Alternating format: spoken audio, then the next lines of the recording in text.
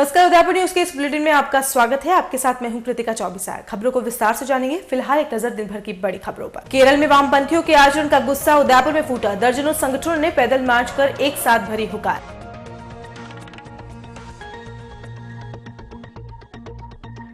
राजस्थान और मध्य प्रदेश के पहलवान भिड़ने को तैयार। शुक्रवार से गांधी ग्राउंड में होगी 26वीं लक्ष्मण पहलवान स्मृति कुश्ती की शुरुआत। कोगुंदा के दरोगा ने कहा, मीडिया में आई खबर झूठी। महिला को जलाने वाले पति को दूसरी बार किया गिरफ्तार।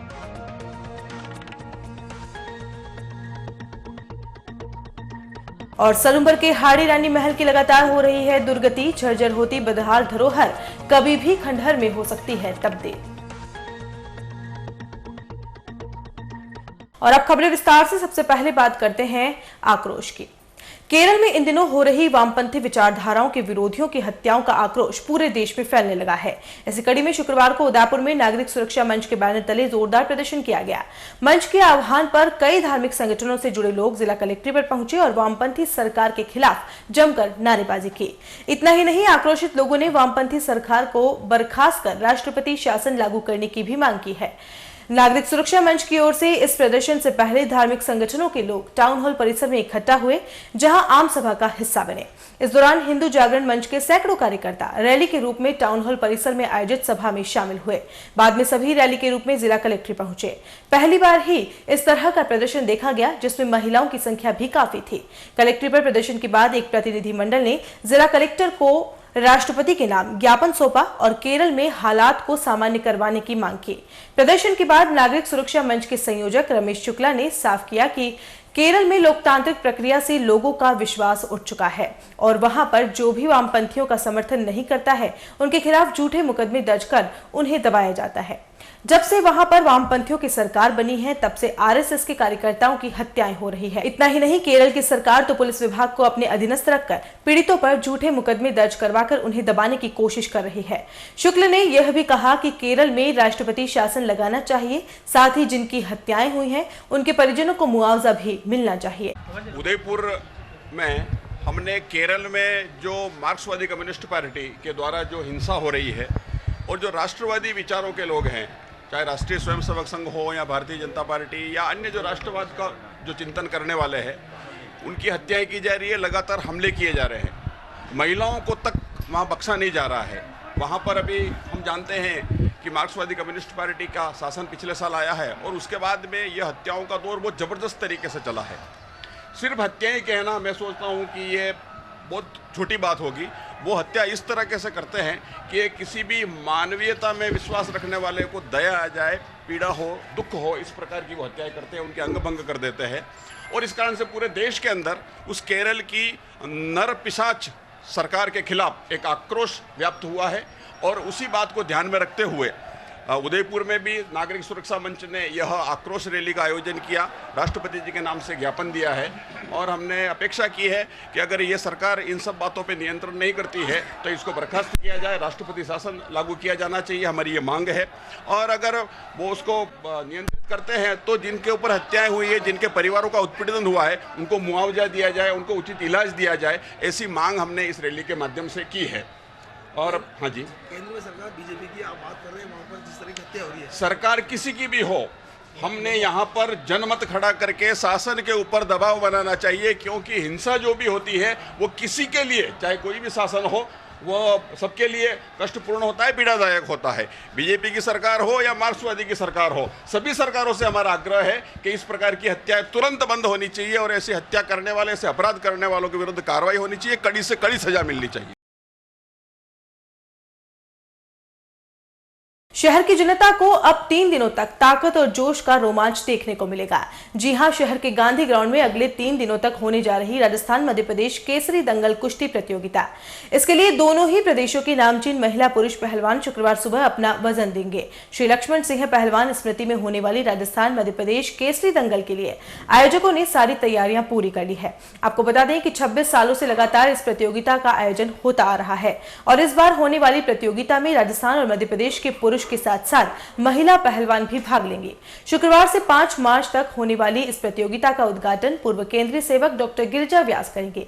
इस अवसर पर महंत रासबिहारी शरण, महापौर चंद्र सिंह कोठारी, यूआईटी चेयरमैन रविंद्र श्रीमाली, शहर कांग्रेस अध्यक्ष गोपाल कृष्ण शर्मा, कुराबड़ प्रधान अस्मा खान, उद्योगपति कमल भंडारी बतौर अतिथि मौजूद रहेंगे। वहीं 5 मार्च को होने वाले समापन समारोह में अर्जुन अवार्डी कृपाशंकर पटेल, जाने माने पहलवान शिरकत करेंगे। आपको बता दें कि श्री पटेल ने आमिर खान की दंगल मूवी में कलाकारों को कुश्ती के गुर भी सिखाए थे। प्रतियोगिता के आयोजन को लेकर समिति के सचिव अर्जुन राजौरा ने बताया कि प्रतियोगिता का आकर्षण दंगल में भाग लेने वाली महिला पहलवान होंगी। पिछले कुछ सालों में महिलाएं कुश्ती के प्रति जागरूक हुई हैं और कई महिला खिलाड़ी कुश्ती में भाग ले रही हैं। ये प्रतियोगिता पूर्ण रूप से मिट्टी पर होंगी, जिससे गड्ढों पर नहीं देखे जाने वाले दांव भी देखे जा सकेंगे। राजौरा ने यह भी कहा कि अब तक 300 से ज्यादा पहलवानों के दंगल में पहुंचने की स्वीकृति मिल चुकी है और दंगल शुरू होने तक पहलवानों की संख्या 400 पार हो जाएगी।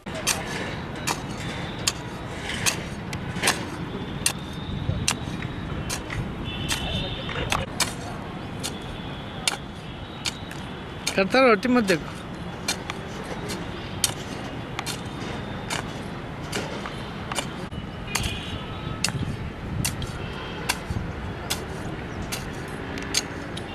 श्री लक्ष्मण पहलवान जी की स्मृति में उदयपुर के महाराणा भोपाल स्टेडियम में 27वां महान राजस्थान मध्य प्रदेश केसरी कुश्ती दंगल का आयोजन किया जा रहा है, जो कि 3 दिवसीय है। 3, 4 और 5 मार्च को यह कुश्तियाँ सुबह और शाम आयोजित की जाएंगी, जिसके अंदर राजस्थान मध्य प्रदेश के करीब 400 साढ़े 400 पहलवानों के भाग लेने की संभावना है। अभी तक 300 पहलवानों की स्वीकृति हमको मिल चुकी है और शाम को पहलवान ट्रेन आएगी, उस पर में एमपी के पहलवान आ जाएंगे और सुबह राजस्थान के और अन्य जिलों के पहलवान भी सब आ जाएंगे। इसके विशेष आकर्षण ये तीसरा दंगल है, जिसमें हम महिला पहलवानों को भी कुश्तियाँ करा रहे हैं और महिला पहलवान भी मिट्टी के अखाड़े पर कुश्ती लड़ेंगी, जिसका आयोजन उदयपुर में पहली बार हम ही लोग करते हैं। इसके पहले कोई किसी ने नहीं किया है। जिस प्रकार से हिंदुस्तान में साक्षी मलिक द्वारा ओलंपिक में मेडल लेने के बाद महिलाओं में कुश्ती का प्रचलन बढ़ा है, उसको देखते हुए महिला पहलवान भी अधिक से अधिक आ रही हैं। हमारा उद्देश्य ये रहता है कि हम राजस्थान मध्य प्रदेश के तमाम अखाड़ों में सूचना भेजते हैं और तमाम अखाड़ों के पहलवानों को बुलाते हैं, ताकि नए और पुराने जितने मजे हुए पहलवान हैं सब आके दंगल के अंदर अपना जोर आजमाइश कर सकें।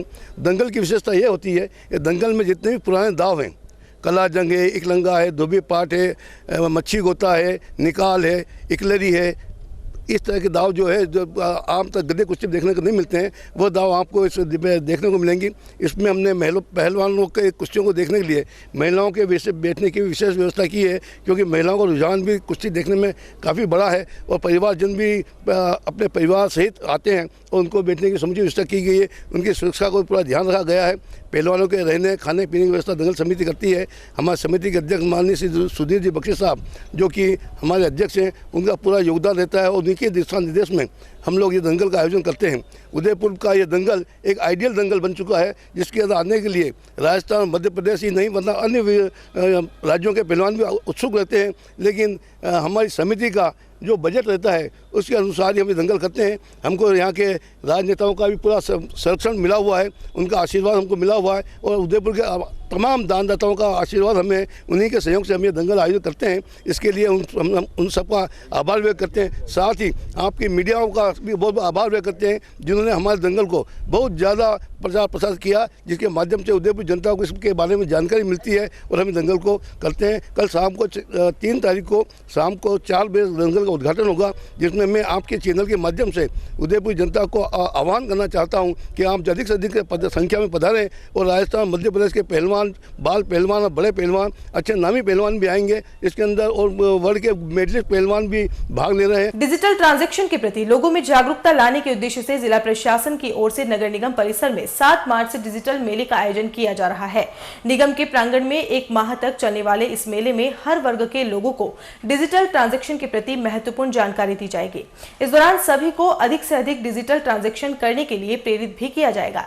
जिला प्रशासन द्वारा किए जा रहे इस आयोजन को लेकर जिला कलेक्टर रोहित गुप्ता ने बताया कि इस तरह के डिजिटल मेले पूरे देश में अलग अलग समय पर आयोजित किए जा रहे हैं।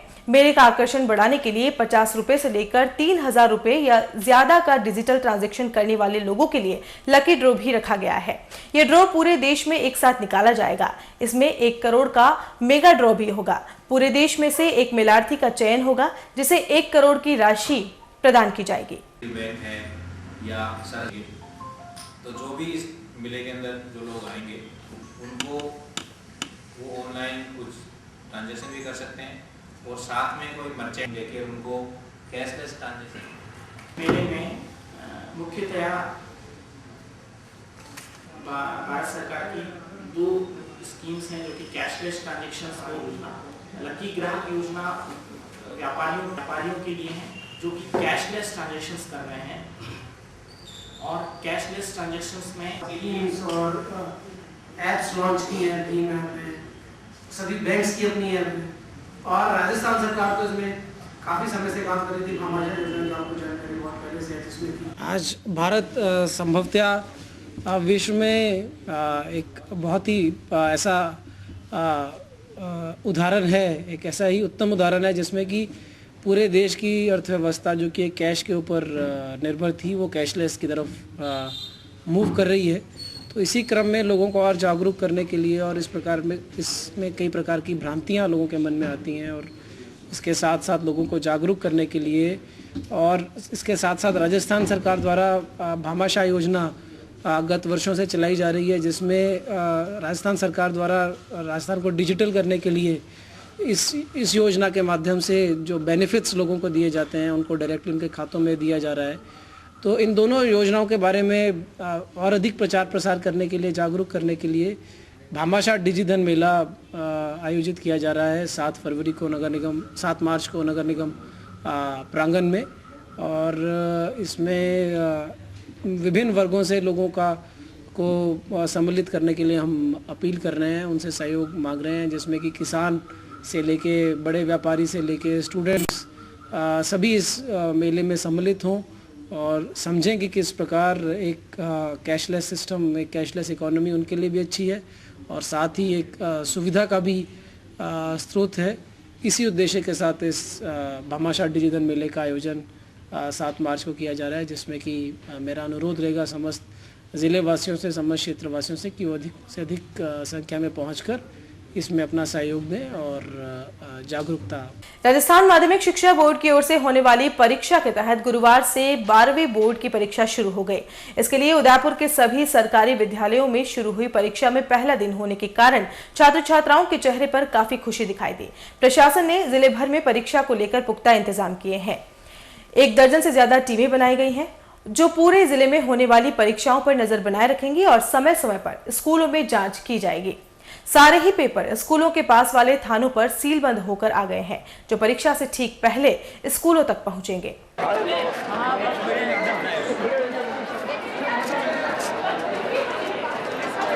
कैसे आता फोन देख लेना बोलो।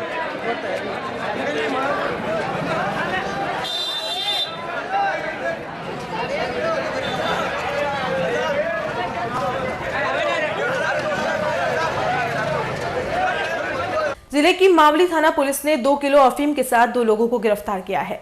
पुलिस को इस कार्रवाई से पहले मुखबिर के जरिए सूचना मिली थी कि 2 लोग कुछ समय से अफीम की तस्करी कर रहे हैं। सूचना के अनुसार पुलिस ने पहले छानबीन की और जानकारी मिलने के बाद नाकाबंदी की। इस दौरान पुलिस को मोटरसाइकिल सवार नीरज और संपत सिंह को रोककर तलाशी ली तो मोटरसाइकिल के बैग में अफीम मिली। बाद में पुलिस ने दोनों को गिरफ्तार कर लिया और आगे की तफ्तीश में जुट गई है। पुलिस की माने तो 2 किलो अफीम की अंतर्राष्ट्रीय कीमत 5 लाख से ज्यादा है।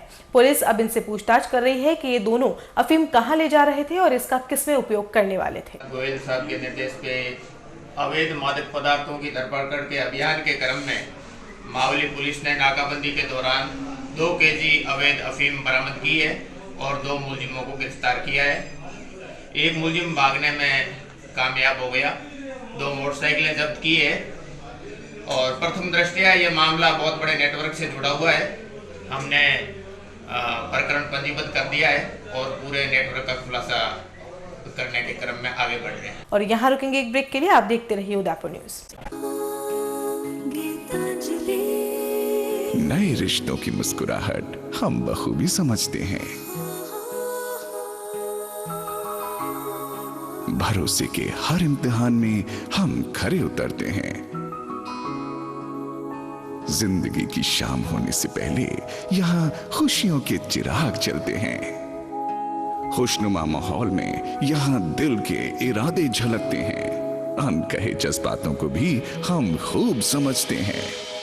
We at Geetanjali Hospital serve to see the smile on your face. World-class infrastructure and all the specialties covering from common cold to cancer, accident, maternity, cardiology, and compassionate doctors with holistic patient care. Geetanjali Hospital, health is high.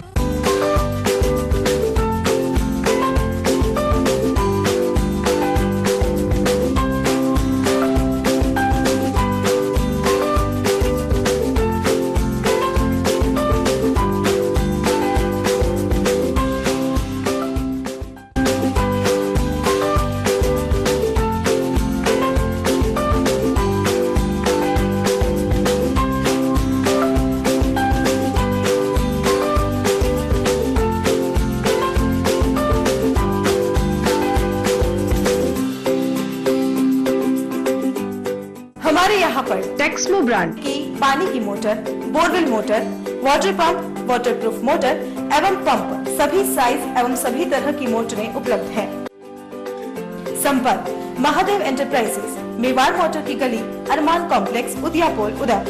Call it 0294241426 और 9414122221।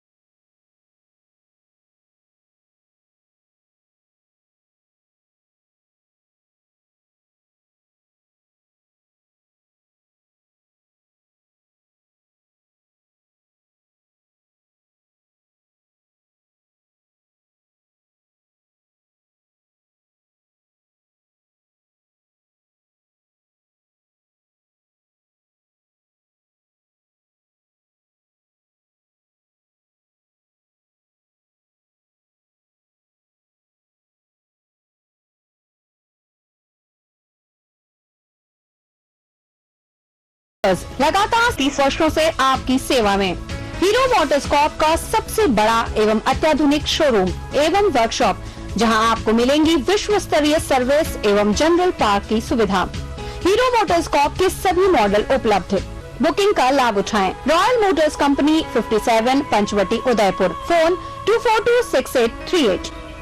Royal Hyundai लगातार 7 वर्षों से आपकी सेवा में। Hyundai के सभी model उपलब्ध। बुकिंग का लाभ उठाएं। आइए अपनी पसंद का मॉडल ले जाइए। एक्सचेंज व फाइनेंस सुविधा उपलब्ध। अधिकृत विक्रेता रॉयल हुंडई 15A ट्रांसपोर्ट नगर, गोवर्धन विलास, बाईपास के नजदीक उदयपुर। फोन 26404552। मनामा मोटर्स लगातार 24 वर्षों से आपकी सेवा में। शहर के मध्य हीरो मोटरकॉर्प का सबसे भव्य एवं विस्तृत शोरूम व वर्कशॉप, जहां आपको मिलेगी अपने हीरो पर विश्व स्तरीय सर्विस एवं जनरल पार्ट की सुविधा। हीरो मोटरकॉर्प के सभी मॉडल सभी रंगों में उपलब्ध। सर्व सुविधा युक्त वर्कशॉप एवं शोरूम हुसैन मुस्तफा की देखरेख में। बुकिंग का लाभ उठाएं। मनामा मोटर्स BN कॉलेज के सामने उदयपुर।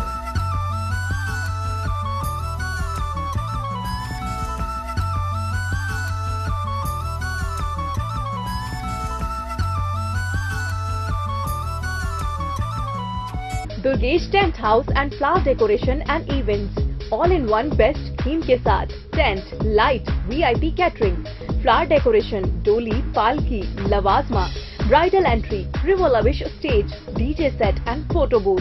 पूरा पैकेज लीजिए तो अभी कॉल कीजिए। घर बैठे सुविधा पाइए। Durgesh flower, 100 feet road, Shobhagpura, Nand Bhawan के सामने Udaipur.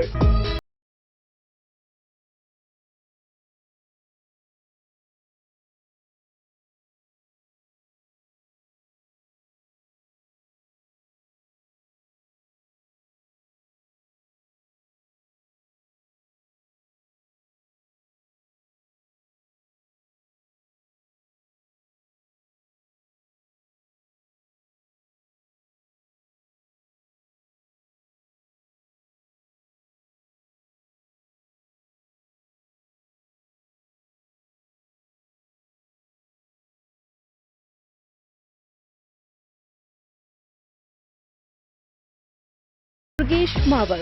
Call 02942420 Mobile 9929997672 and 9829043905. Break के बाद आपका स्वागत है। जिले के गोगुंदा थाना क्षेत्र में महिला को चिमटे से दागने के मामले में पुलिस ने उसके पति को दूसरी बार गिरफ्तार कर लिया है। आपको बता दें कि वारदात के बाद पुलिस ने पहले उसके पति को हिरासत में तो लिया था, लेकिन बहकावे में आकर हाथों हाथ ही छोड़ दिया। दरिंदगी की इस खबर को सबसे पहले उदयपुर न्यूज में दिखाए जाने के बाद खाकी को बैकफुट पर आना ही पड़ा और जिला पुलिस अधीक्षक के निर्देश के बाद आखिर पति को गिरफ्तार दूसरी धाराओं के तहत कर ही लिया। आरोपी पति का नाम भग्गा गमेती है, जिसने अपने पिता के साथ मिलकर पीड़िता झमकू को चिमटे से दागा था। इस मामले में पीड़िता ने सास पर भी प्रताड़ित करने के आरोप लगाए थे। पुलिस पूछताछ में आरोपी ने स्वीकार किया है कि उसकी पत्नी दूसरे से बात करती थी और मोटरसाइकिल पर बैठकर घूमती थी। इस दिन किसी का फोन आया था, पूछा तो उसने सही जवाब नहीं दिया और गुस्से में आकर चूल्हे में जल रही लकड़ी से उसकी पिटाई कर दी थी।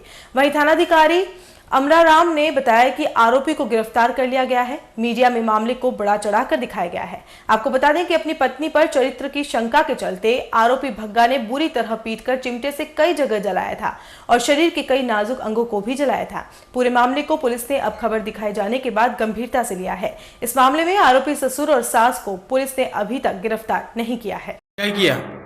लकड़ी से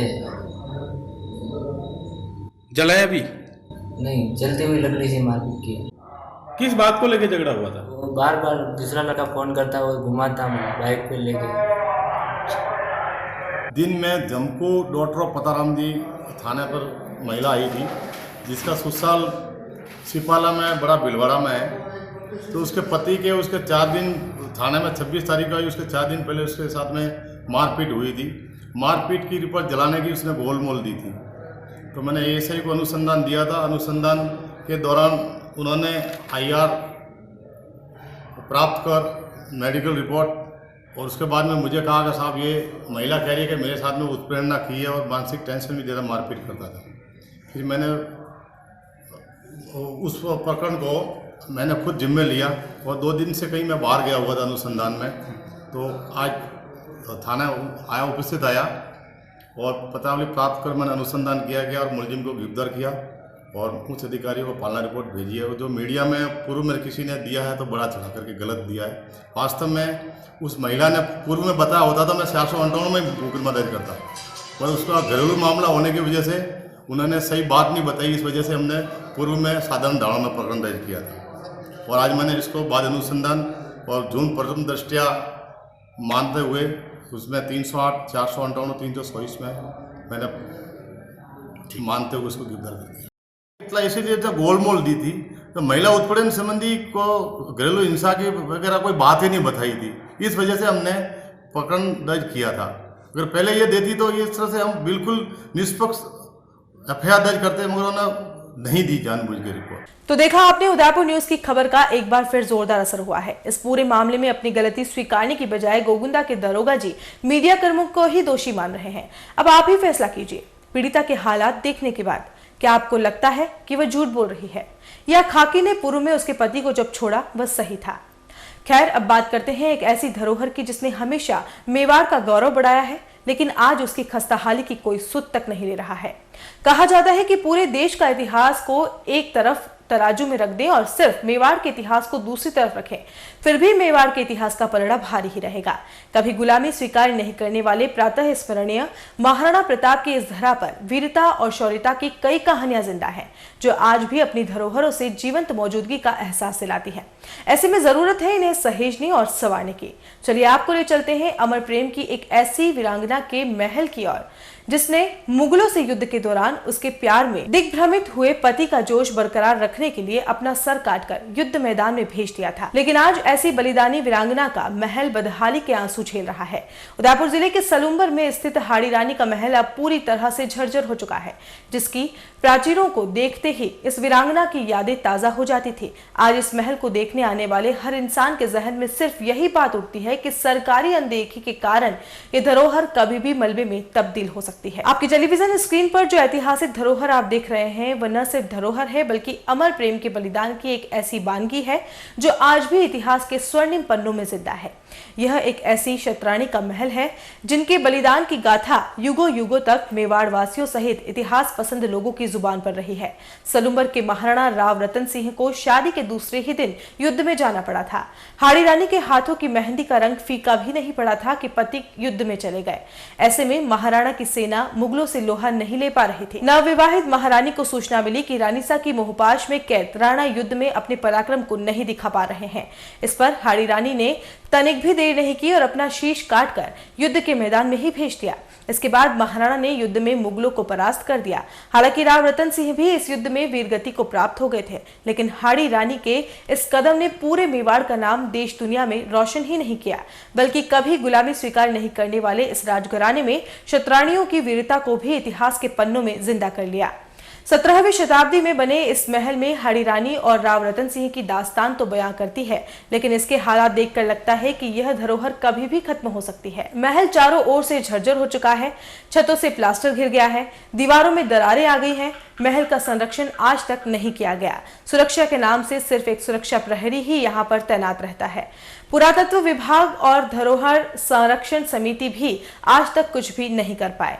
कुछ दिनों पूर्व धरोहर संरक्षण समिति से जुड़े लोग हाड़ी रानी के महल के संरक्षण के लिए सलूंबर गए भी थे, पर उनके द्वारा किया गया सहयोग इस धरोहर को बचाने में नाकाफी ही साबित हो रहा है। सलूंबर में रहने वाले लोग भी इस ऐतिहासिक धरोहर के संरक्षण की बात पर जोर दे रहे हैं। हाड़ी रानी के महल की अनदेखी के चलते इतिहासविदों और धरोहरों से प्रेम रखने वाले लोगों में भी काफी रोष व्याप्त है। आपको बता दें कि धरोहर को संरक्षित करने के लिए कई सरकारी महकमे मौजूद हैं जो इनके संरक्षण का एक बड़े बजट के तहत प्रोजेक्ट तैयार करके टेंडर प्रक्रिया से काम करवाते हैं, लेकिन हाड़ी रानी के प्राचीन महल के लिए कोई भी विभाग आज तक आगे नहीं आया है। सलूंबर के उपखंड अधिकारी ये कबूल जरूर कर रहे हैं कि हाड़ी रानी के महल का सरकारी संरक्षण होना चाहिए, लेकिन उन्हें भी नहीं पता है कि आखिर कौन से विभाग के अंतर्गत ये जिम्मा आता है।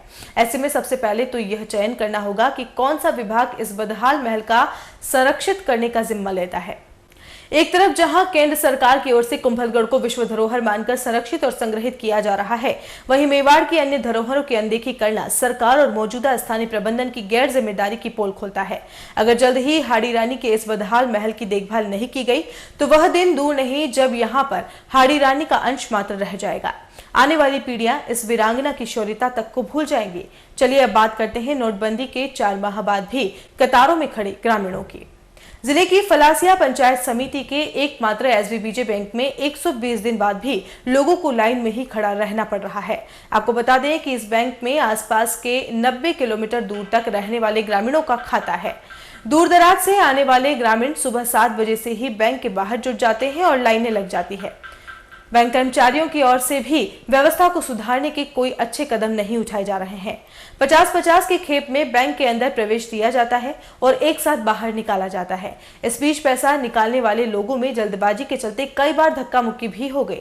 बुजुर्गों को तो इससे खासी परेशानी हो रही है। जनता का भी परेशान है।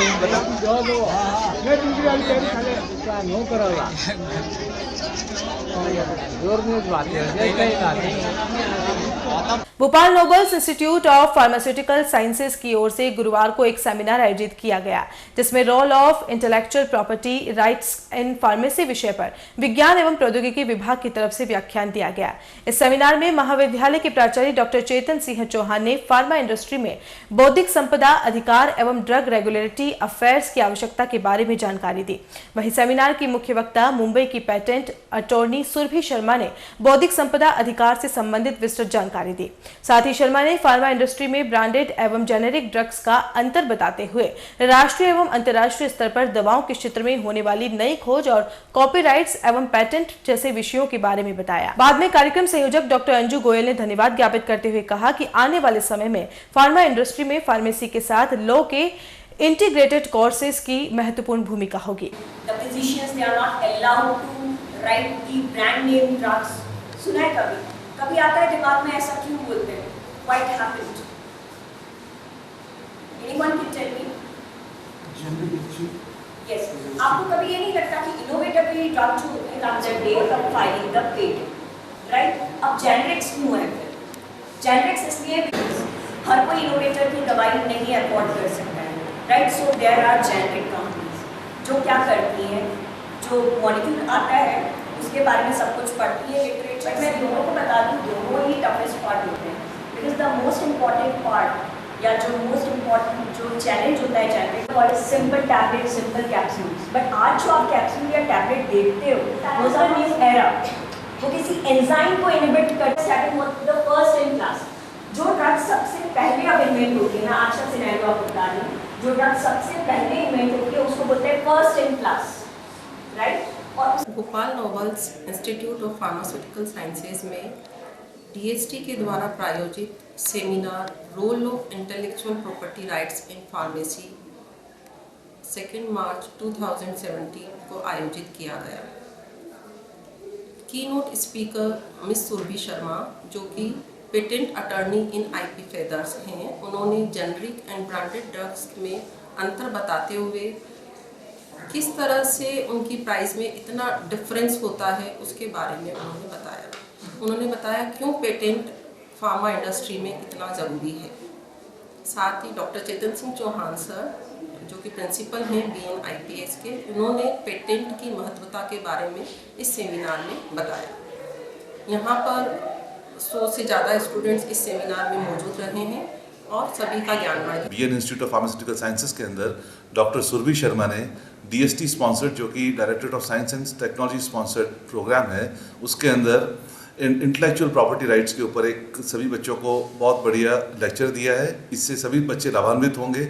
ये आने वाले समय की एक मांग भी है और इन बच्चों को जो कि भी फर्स्ट ईयर सेकेंड ईयर में पढ़ रहे हैं या जो मास्टर्स डिग्री में पढ़ रहे हैं और जो पास आउट होकर जाने वाले हैं यहाँ से, उनके लिए ये बहुत ही महत्वपूर्ण सूचना रहेगी और इसके लिए हम सभी बधाई के पात्र हैं। इस प्रोग्राम के कोऑर्डिनेटर डॉक्टर अंजू गोयल हैं। इन्होंने ही डॉक्टर मनीष जैन साहब, जो कि प्रोजेक्ट कोऑर्डिनेटर हैं directorate of science and technology के, से इस प्रोजेक्ट को अपने तत्वाधान में संपन्न किया है। बहुत बहुत धन्यवाद आपसे। और चलते चलते एक बार फिर से नजर डालते हैं दिन भर की बड़ी खबरों पर। केरल में वामपंथियों के आचरण का गुस्सा उदयपुर में फूटा। दर्जनों संगठनों ने पैदल मार्च कर एक साथ भरी हुकार।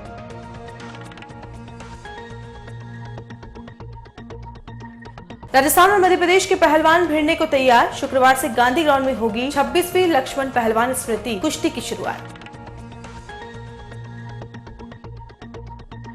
कोगुंदा के दरोगा ने कहा, मीडिया में आई खबर झूठी। महिला को जलाने वाले पति को दूसरी बार किया गिरफ्तार।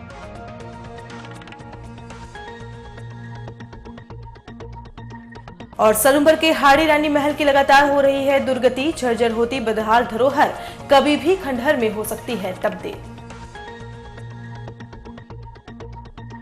उदयपुर न्यूज की इस बुलेटिन में फिलहाल इतना ही। शहर की तमाम हलचल से आपको आगे भी रूबरू करवाते रहेंगे। फिलहाल इजाजत दीजिए कृतिका चौबीसा को और खबरों के लिए देखते रहिए उदयपुर न्यूज। नमस्कार।